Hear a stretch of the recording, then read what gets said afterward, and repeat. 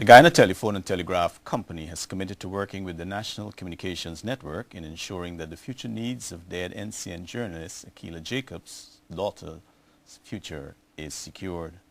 GT&T's management met with top officials of the National Communications Network today. The company in a statement said while expressing distress on the sad event, the meeting was very concerned about the staff's recovery, the need to secure young Akila's future, and funeral arrangements for Akila. They have agreed that together they would ensure the best health care for the injured and will cover the funeral expenses for Akila. The two parties have also agreed to work towards assisting the families and staff of both companies to get through this period. NCN is committed to cover the funeral expenses for Akila, the wake, and according to the company's CEO, is looking at all options for a secure future of Jacob's daughter. Health Minister Dr. Leslie Ramsamy is calling on citizens to avoid clustering health professionals when dealing with emergencies. The minister says though persons may want to see the best results, they can contribute to the reverse. Details from Monica Jones. People who want to see the best happen also cause the reverse. And sometimes whether we think we have the best doctors and nurses in the world or not, we need to leave them to do their work. And we need to stay away. Health Minister Dr. Leslie Ramsamy made this statement in light of comments indicating that health workers could have delivered a faster service to the late NCN reporter Akila Jacobs if persons did not cluster the ambulance area. He says citizens need to work with the doctors and other health workers to ensure that speedy care is given. Dr. Ramsamy also took the opportunity to clear the air as to why it was not possible to airlift the injured patients. For night flights, we need 2 pilots.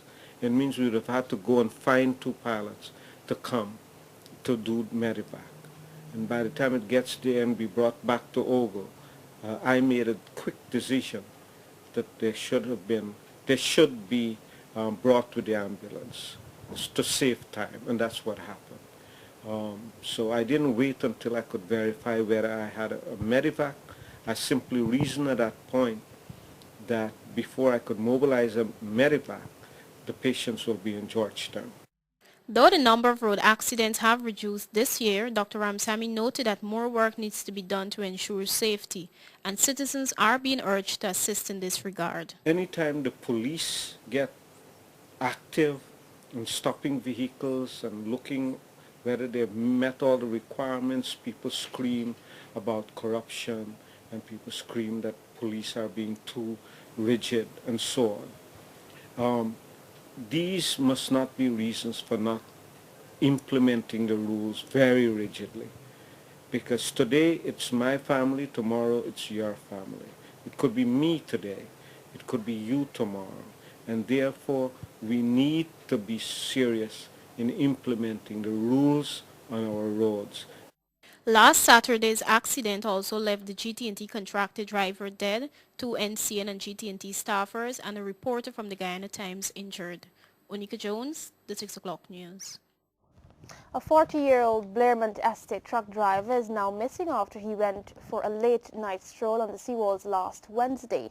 Sherlin Hukum Chan, who resides at 192 Section 3 Bushlot Village, West Coast, Berbice, left his sister's Happy Acres home where he went to stay for a few days around 8:30 and was expected to return around 10. Relatives are asking anyone who may know Sherlin's whereabouts to contact them on telephone numbers 220-1630, 5308 or the nearest police station. Liberty or Pegasus will launch a training program for members of the Tourism and Hospitality Association of Guyana. The training courses will be conducted in the 4th Thursday of every month, free of cost to the participants. The first 2-hour training program will focus on hospitality in general and will conclude with a round-table discussion. We'll take a short break and return after these messages. Welcome back. You with the NCN 6 o'clock news. Prime Minister Samuel Hines has expressed condolences to the relatives of the late NCN journalist Akila Jacobs, who died in an accident just outside Linden on Saturday. The Prime Minister says he hopes that this can be a lesson to motorists to exercise discipline while traversing on the roadways. Here's that report. Reporting for the NCN 6 o'clock news, Akila Jacobs. The voice and face of the late Akila Jacobs, though may no longer be heard or seen, will be remembered in our hearts forever.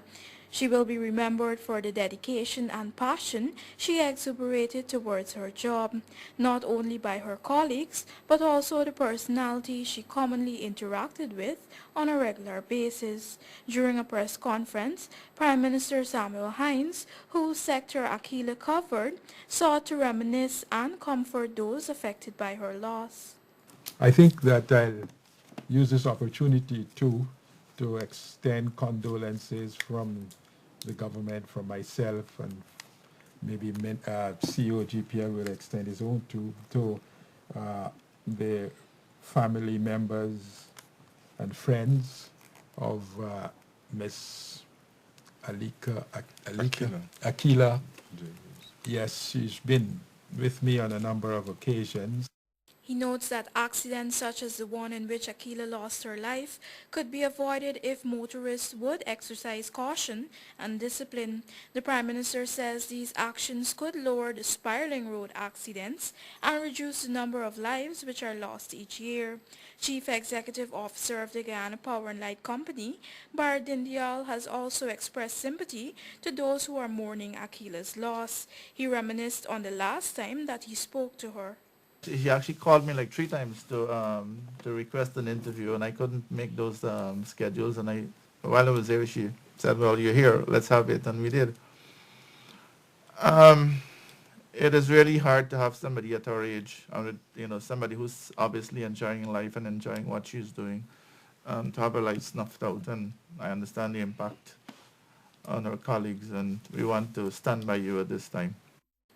The People's National Congress has also sought to express its sympathy to the relatives of Akila and the driver of the vehicle, Terence Tapping. The PNCR remembers Akila for her pleasant and engaging personality and has called for those who are mourning her loss to keep their faith in God alive. All parties have also pledged a speedy recovery to the 3 other media personnel who were injured during the accident. Reporting for the 6 o'clock news, I'm Shar Dalal. In the meantime, the National Association of Agriculture and Industrial Employees, NASI, expressed condolences to Akila's family and friends. The management, staff and members and executive council say they are deeply saddened.